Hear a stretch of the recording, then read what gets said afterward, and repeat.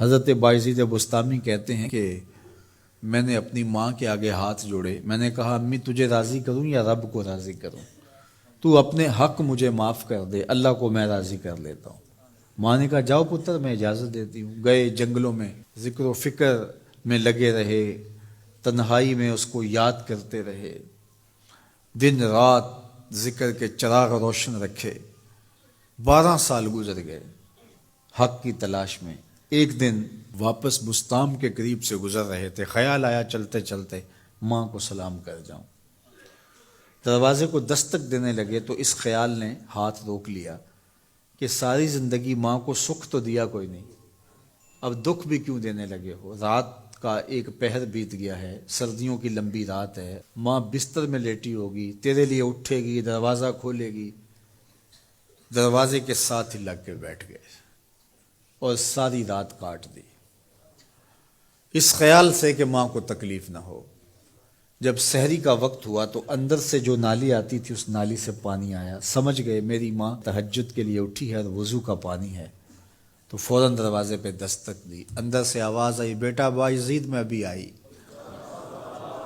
مائیں بیٹوں کے دستک کے انداز سے جان لیتی ہیں یہ کس بیٹے کے ہاتھوں کا لمس ہے۔ 12 سال کے بعد آئے، دستک دی، کہا بیٹا بایزید میں ابھی آئی۔ ماں کی تو نگاہیں ہی دروازے پہ رہتی ہیں۔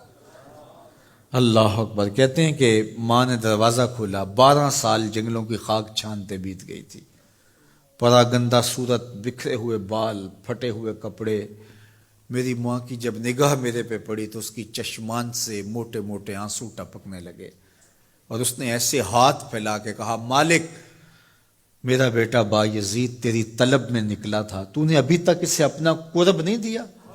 حضرت بایزید بستامی کہتے ہیں 12 سال کی ریاستوں سے جو کچھ نہیں ملا تھا ماں کے اٹھے ہوئے ہاتھوں سے مل گیا۔ میں نے کہا مالک میں تجھے کہاں ڈھونڈ رہا ہوں، تو کہاں موجود ہے؟ تو ماں باپ کی رضا اللہ کی رضا کا دروازہ کھولتی ہے۔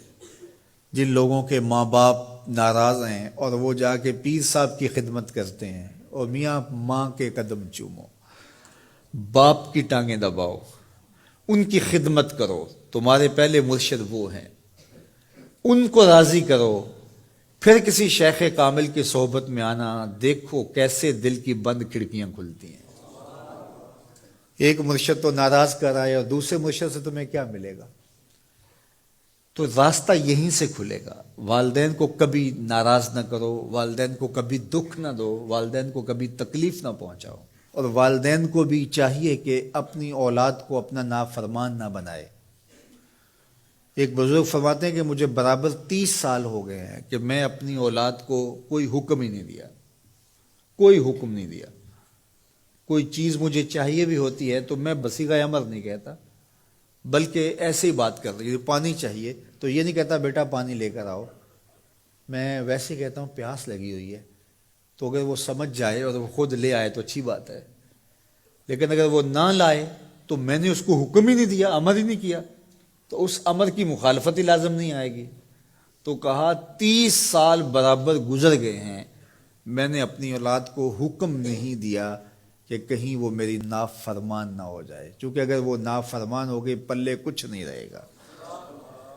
جو اولاد ماں باپ کی نافرمان ہوتی ہے وہ ہوا میں بھی اڑیں، وہ چرخ پہ بھی جھولیں، وہ زمین پہ گرنے والی ہوتی ہیں، کبھی کامیاب نہیں ہو سکتی وہ اولادیں جو ماں باپ کی گستاخ، بے ادب اور نافرمان ہوتی ہیں۔ وہی اولادیں سرخرو، کامیاب اور کامگار اور بامراد ہوتی ہیں جو ماں باپ کی خدمت کرتی ہیں، ماں باپ کی دعائیں لیتی ہیں۔ وہ ایک بچہ ماں باپ کے پاؤں دبا رہا تھا، تو ایک بچہ ایک بر اعظم میں، دوسرا دوسرے بر اعظم میں، تیسرا تیسرے بر اعظم میں بڑے بڑے کاروبار کر رہا تھا۔ تو کوئی اس کا دوست ملنے آیا، اس نے کہا کہ اس نکمے کو بھی کہیں بھیج دو، فلاں جو ہے وہ یورپ میں ہے، فلاں امریکہ میں ہے، وہاں اتنی بڑی کمپنی اس نے کھولی ہوئی ہے، اس نکمے کو یہاں بٹھایا، اس کو بھیج دو، یہ تو نکمہ کسی کام کا نہیں۔ کہا یہ نکمہ ہی تو میرے کام آ رہا ہے، کہ نکمہ ہی تو میرے کام آ رہا ہے۔ تو اولاد خوش نصیب ہے کہ اپنے ماں باپ کی خدمت کرے، اور ان کے ساتھ حسن سلوک کرے۔